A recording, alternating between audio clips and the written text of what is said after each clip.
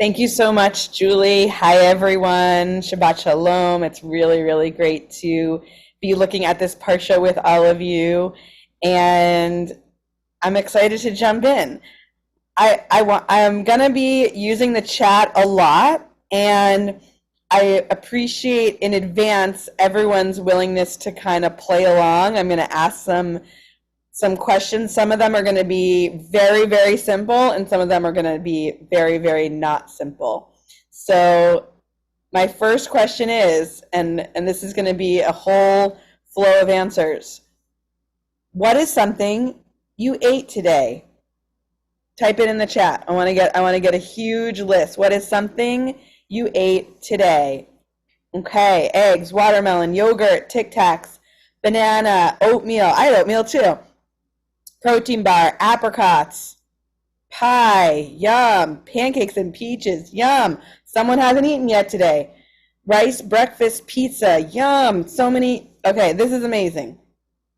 Everyone answered correctly. So a lot of us, when we think about what we ate today, we look back on it and maybe we haven't even thought about it since we ate it. We wake up, we eat something, we go on our day. And those of us maybe who haven't eaten yet today or know they need to eat something before they can go do the next thing, maybe you thought about it really a lot. Some of you might know the word hangry, and this is a word that is a combination of the word angry and the word hungry. And this is a emotional state that some of us get into if we haven't eaten yet. Someone's making their smoothie now, amazing. Allison reminds us, many have no food and many children go to school hungry. Thank you for saying that. Even if we had a meal today, it doesn't mean that every day of our life we've woken up and known where our next meal is coming from. Just because we're sitting in front of a computer at this moment doesn't mean we've always been able to afford a computer or nutritious food or a roof over our heads. It doesn't mean that we will forever. We are going to be looking at the role of eating and also the idea of being able to have surety, being able to feel safe that there will be food in the future. Something most of us probably take for granted, meaning it's something that we don't have to worry about, something that we can fall asleep and not be wondering about. Maybe we have other things we're worrying about, but where our food's coming from might not be something we're worrying about. And by the way, I want to acknowledge, not just because someone's on a computer and on this Zoom doesn't mean every single person in this Zoom room, there's 116 of us, does not mean every single one of us has food security. I don't want to make that assumption. And just because we have money doesn't even mean that we have the food that is going to nourish our bodies. I was listening to a podcast the other day about a woman in New Zealand who can't get fresh broccoli. It's just, they don't have it. There's a drought. She really relies on broccoli. She loves broccoli, and she hasn't had it in a while. She's only had frozen. And that might not seem like a big deal, but for her, it was a really big deal. Some folks are mentioning in the chat that they know people who grew up in a family that did not always know where their next meal would come from. And we're going to be looking a little bit more closely, not necessarily at the food itself, but the times in this parsha where our relationship with Hashem is really in this delicate balance around not just knowing where our food is coming from, but believing that our access to food will be something that's sustainable, something that will happen over and over again. And just because someone has land doesn't mean they'll have rain. Just because they have rain doesn't mean they'll have seeds. Just because they have rain doesn't mean they're not going to have so much rain that their food is wiped away.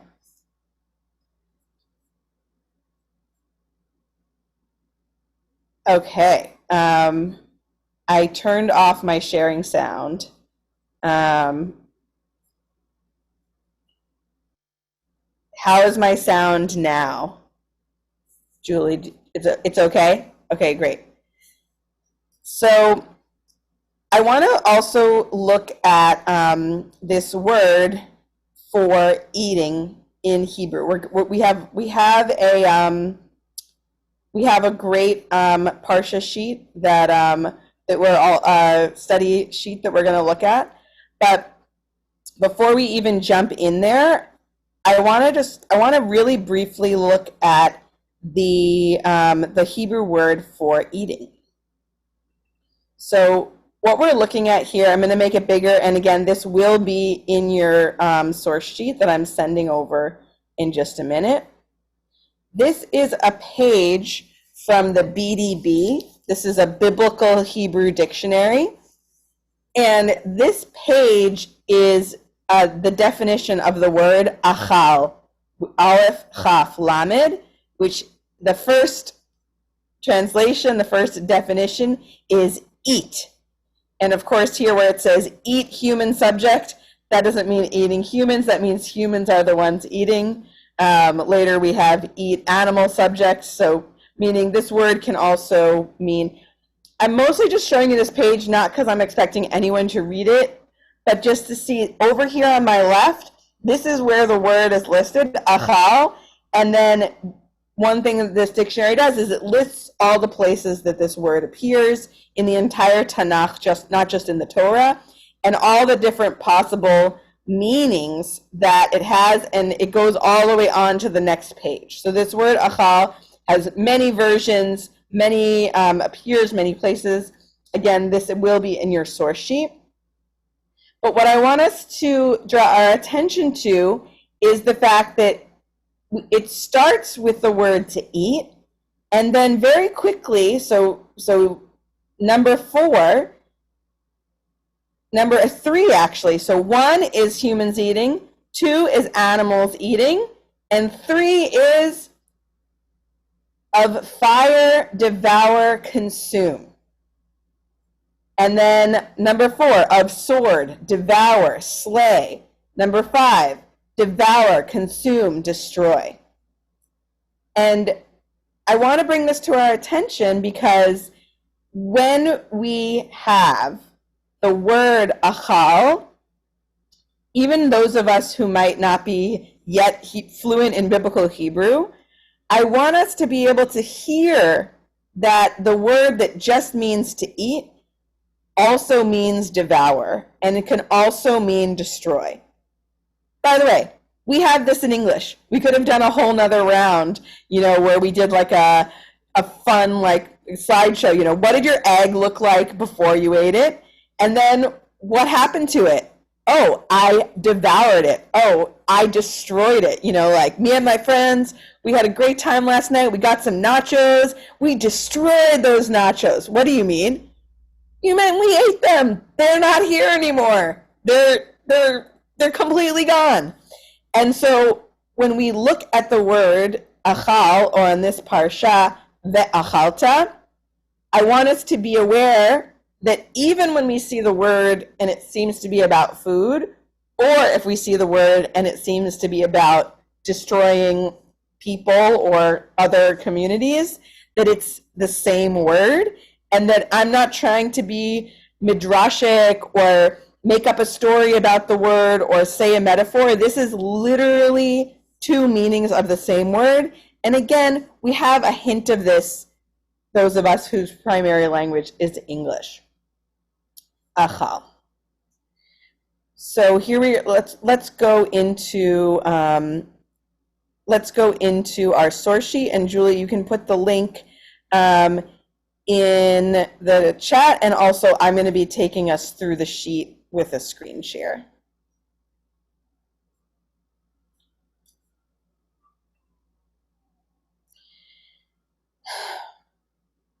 We open with this really beautiful song that I actually checked with the rabbi who wrote it, and it's meant to be a collage poem. A collage poem, the idea is it's taking different lines from different places and putting it together to create a new poem.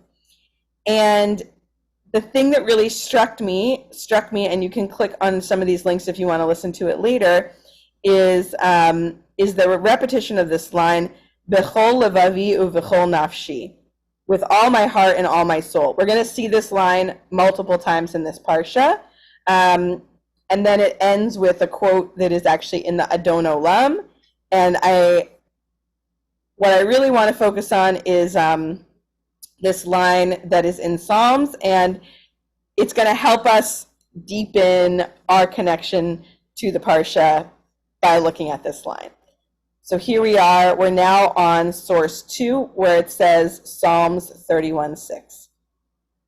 Biyado afkid ruchi padita oti Hashem el emet.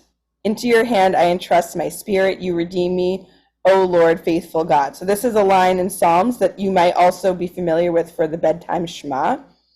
And I want to name that for some of us in modern times, we might not identify with this line. This idea of surrender, of this full-on trusting of God, this might not help you sleep better at night. I want to acknowledge that for some of us, it can be very meaningful and powerful to say, and whatever happens, it's on you, God. I totally trust you. And I want to acknowledge that for some of us, that is not the place. This biyado of kid ruchi, biyadcha of kid ruchi. I'm entrusting you my spirit. And again, this line that some of us might be familiar with for the end of Adon Olam, Hashem li velo ira. Hashem is mine and I shall not fear. There's something about this line that, again, and we're going to see it very clearly in this week's parsha, there's something about this line that some of us maybe said this morning, or we said last time we were in Saturday morning services. I am not going to have fear. And when something like this makes its way into our liturgy, whether it's bedtime Shema, whether it's Adon Olam, it could be there because it's something we believe. Oh, better write this down and say it a bunch because we believe it a lot. And it could also be there, again, this is a theological statement, because we need it as a reminder. So we need that. We need that assurance, because even if we're going to sleep not knowing where our next meal is coming from, being able to imagine that we lived in a world where we did know where our next meal is coming from is going to help us sleep. And so we say it in a way that will give us that hope, because literally we might not be able to fall asleep if we don't have that hope. So there's this kind of balance with trust and hope. Okay, here we go. We're finally on this week's parsha. We're here. We made it. So we're going to be looking at a lot of clips from the parsha. Usually I like to pick one or two passages and go really deep on them. We're going to go a little bit wider than I'm usually doing. And again, we're going to keep coming back to this word achal.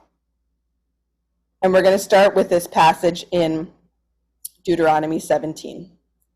So this is,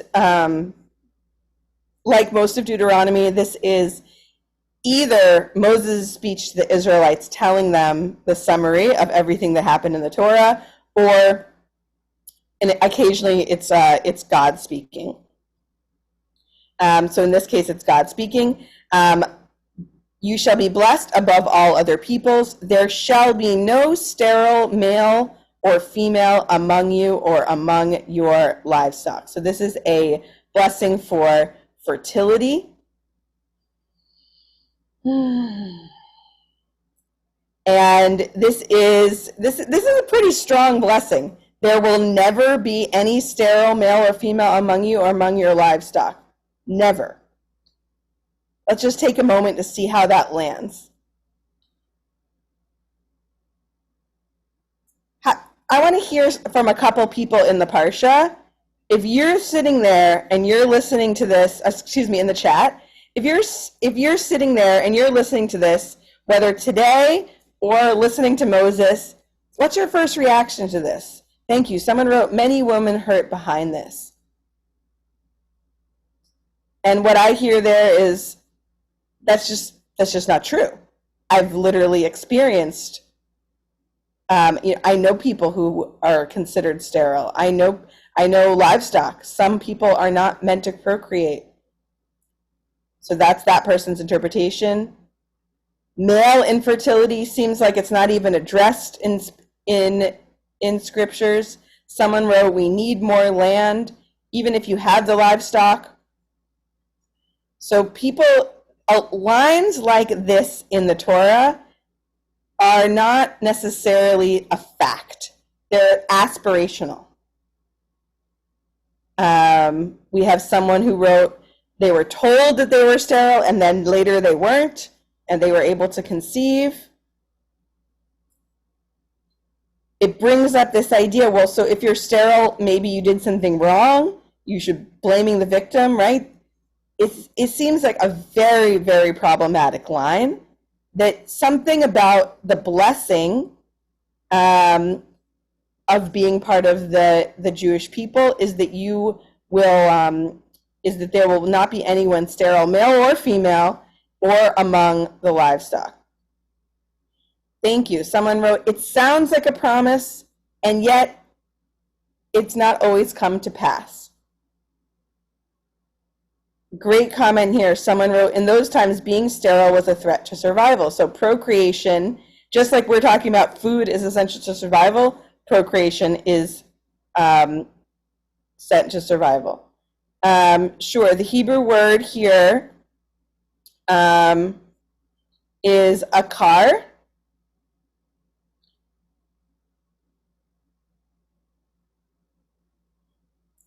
Is the Hebrew word for barren or sterile. So, because we're in Sefaria, we can also peek over here and see a little bit more, and you can also do it on your side. That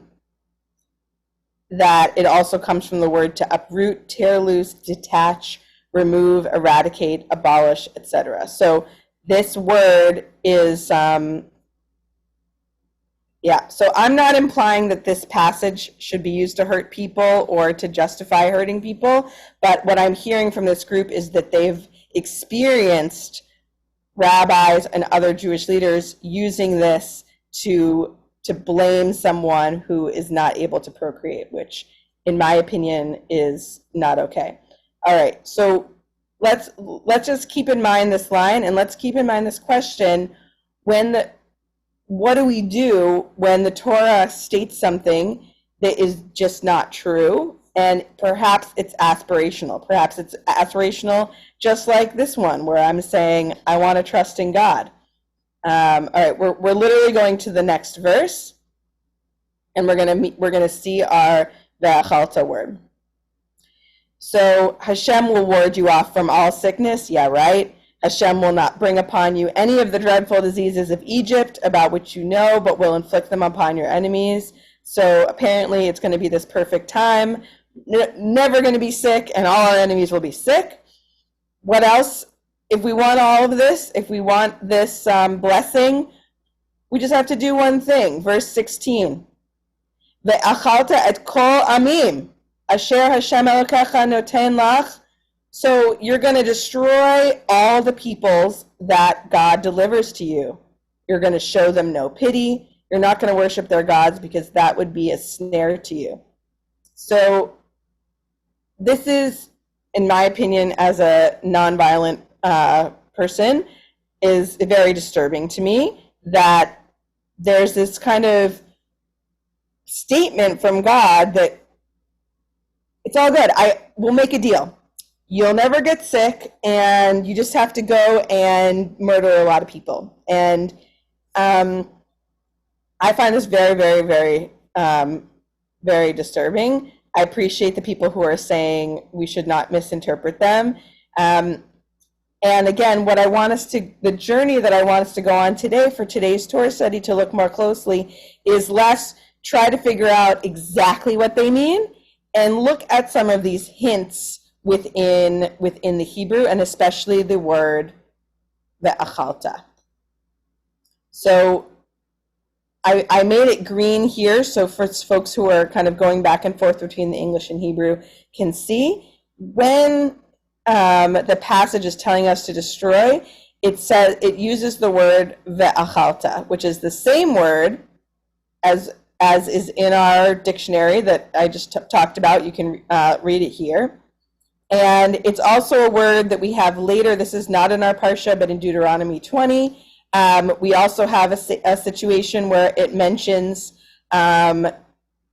taking, just when you destroy a city and taking what's left and using the spoil of your enemy. It also uses the word ve'achalta.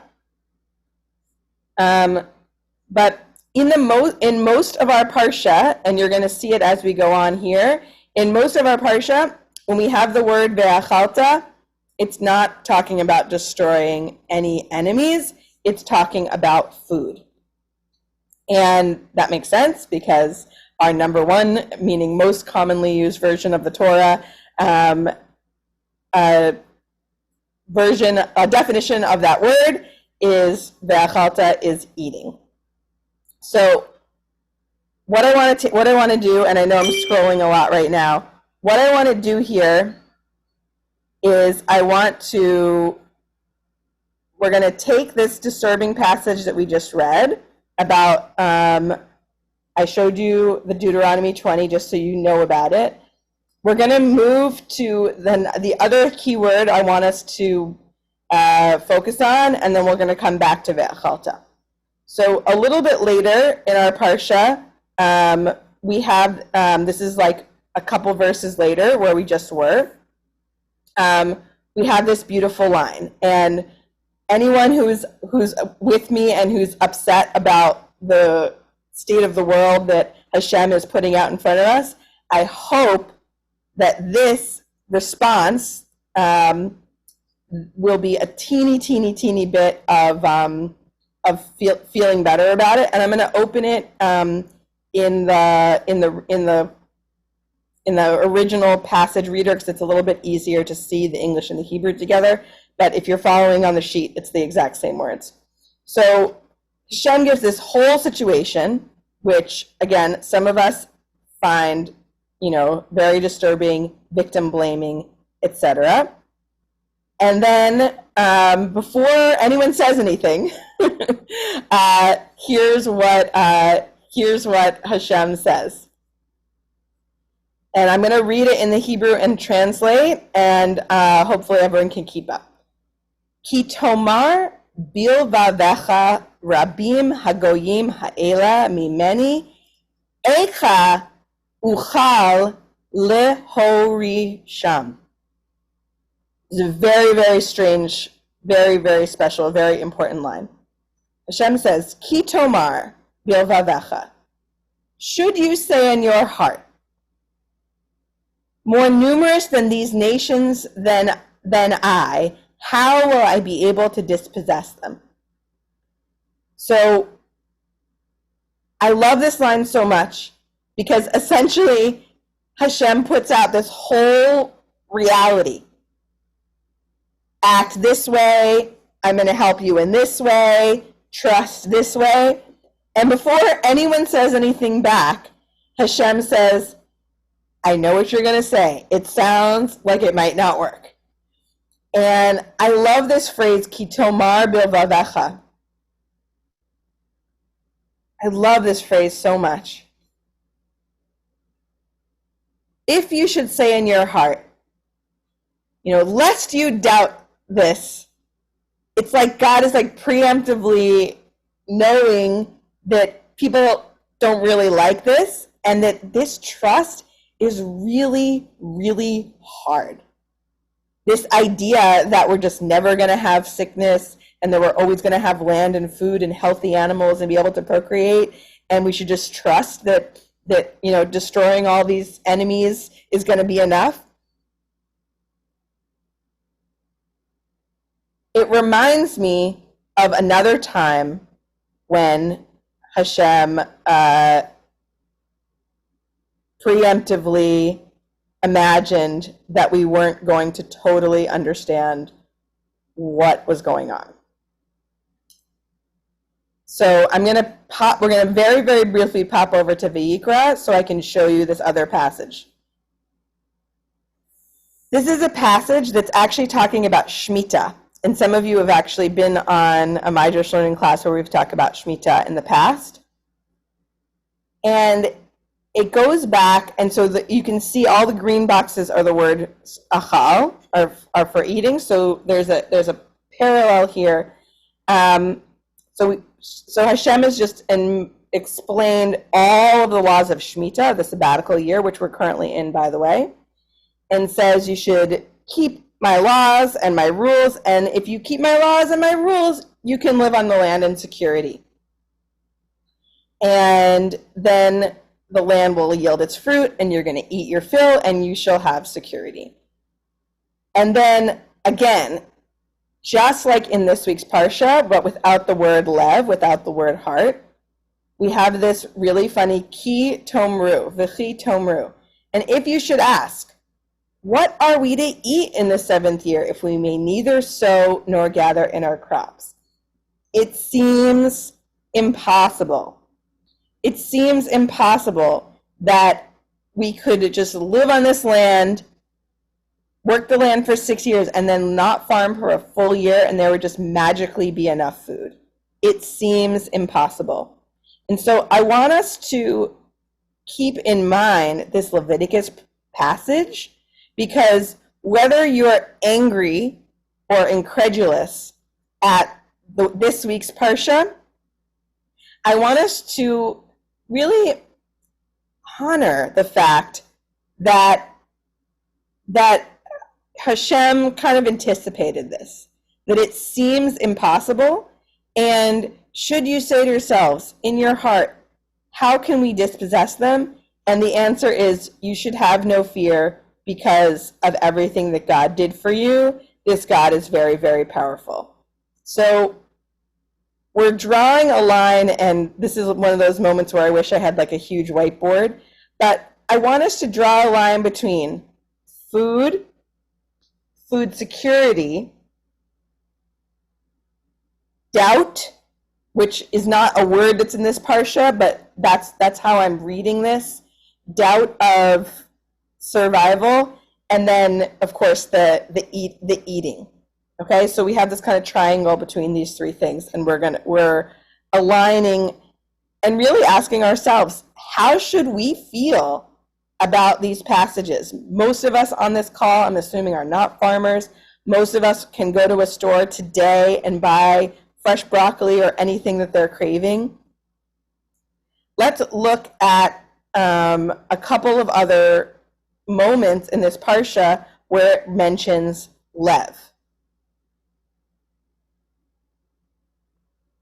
This is still in this parsha. Remember the long way that God made you travel in the wilderness in order to test you, in order to test you by hardships, to learn what was in your hearts, whether you would keep the divine commandments or not. So it's like the whole experience was some sort of initiation. So to test us. And then again, jumping back to this word ve'achalta. This is a very, very important, often referenced line. When we say the Birkat Hamazon, the grace after meals prayer, we actually quote this line. Actually, the commandment to say a blessing after you eat as compared to before you eat, it's considered deoraita from the Torah because of this line. Ve'achalta ve'savata uberachta et Hashem Elokecha al haaretz hatova asher natan lach. When you have eaten your fill, give thanks to your God for the good land given to you. So this line, which is in this week's Parsha, is part of my life as a Jew who says prayers after I eat. And there's a direct connection, not just between our food and what this line is telling us to do, having gratitude for our food, but feeling confident that this land, whether we stole it from our enemies, whether we killed off our enemies so that we could achieve accessing that land, or whether we somehow just prayed enough for it and had that access, all of those things are interconnected. We could have a whole nother tangent here around land. Is there such thing as land that wasn't stolen? Is capitalism, is buying land even a thing? Can a human even own land? I know that people do own land, but is that kind of made up? We could talk about indigenous peoples and the government, and that could be a whole other tangent. Not going to go on that tangent now.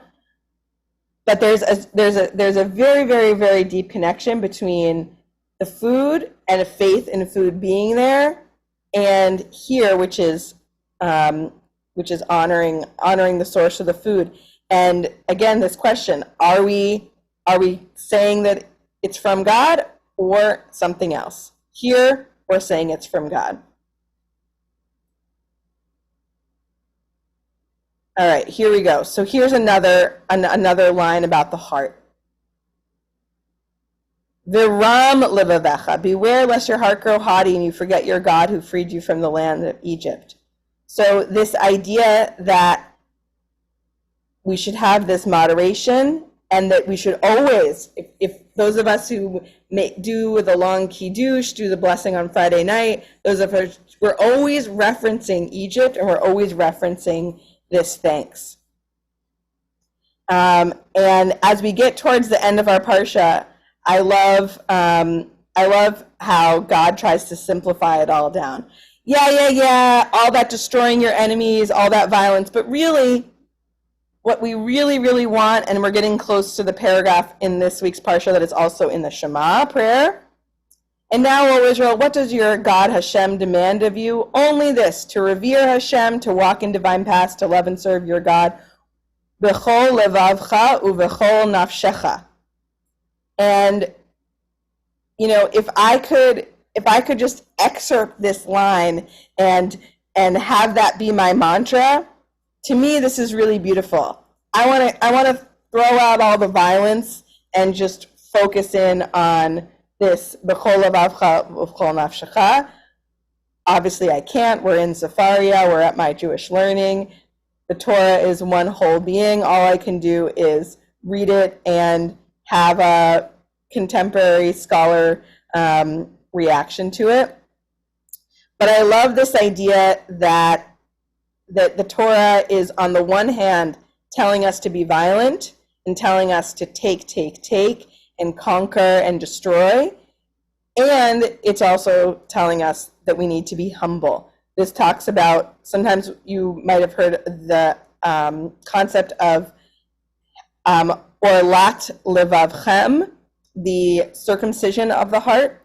And so we should cut away the thickening of your hearts and stiffen your necks no more. Don't think that you made this thing. And I'm going to come back to that in 1 second. These are a couple other lines towards the end of our parsha. If you obey the commandments and serve God, again, this line, b'chol levavchem u'v'chol nafshechem, with all your heart and soul. I'm really curious, actually, for folks to type in the chat what that means, because to me, there's this perspective of with all my heart and soul is however I got here. Maybe I didn't colonize this land. Maybe I didn't build this building. I live in a building that's 100 years old, but I'm still taking it. I'm still in it. So rather than saying it's mine, being humble to the fact that there were many, many, many events that happened that enabled me to be here. And the same thing, by the way, with food. If I go to the store and I buy 10 ingredients and I make a salad, and I say, look what I made, and I bring it to my Shabbat dinner that I'm going to, did I make it? Oh no, well the store, sold it. Oh well, the store got it from a truck, and well the truck got it from a farmer, and well the farmer grew it. Did the farmer grow it?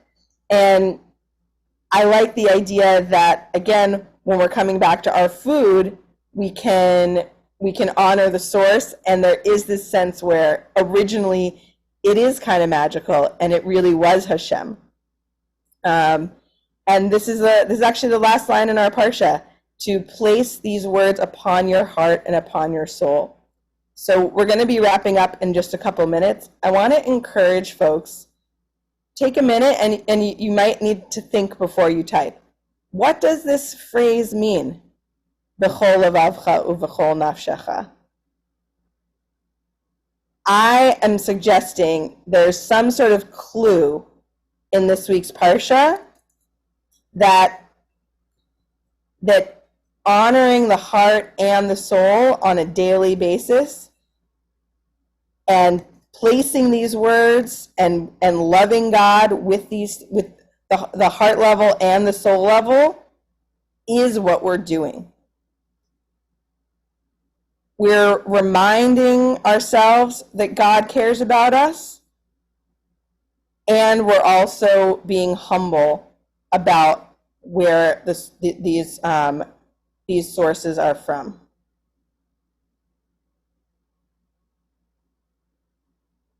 And we're getting some great comments about the symbolism, the other layers. The person who asked, what makes up the difference of the heart and the soul? Can you say what you mean by that?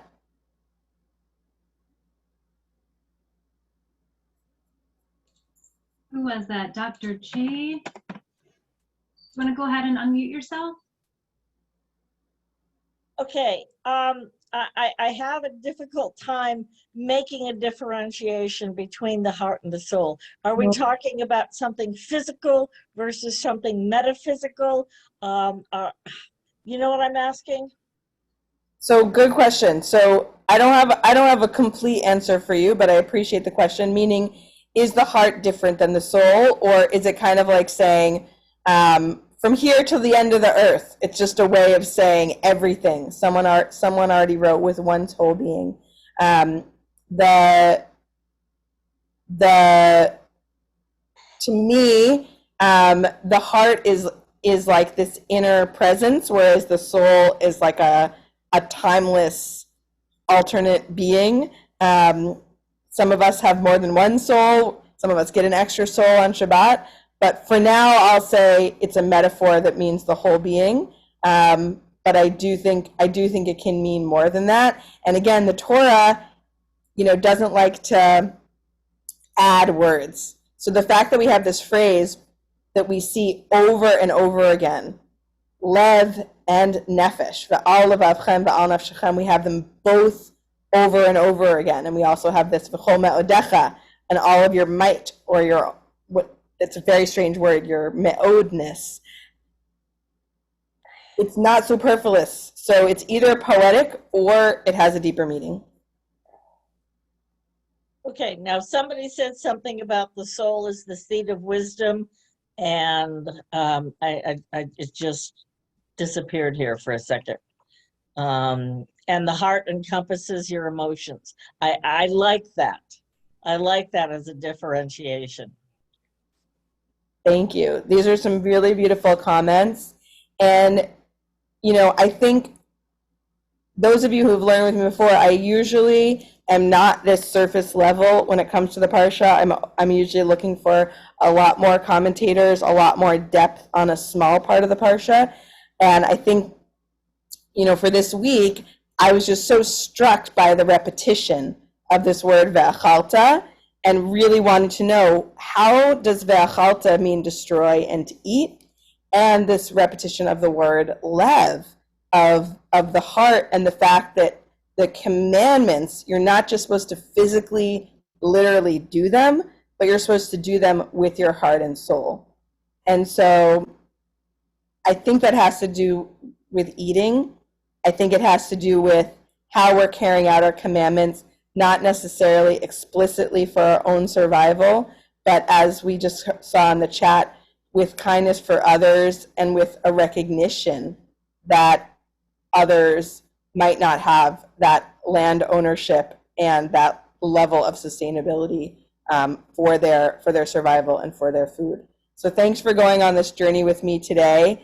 I think Julie's going to wrap us up, and then I'm happy to stay for a couple minutes because I see a couple of hands and some really beautiful comments.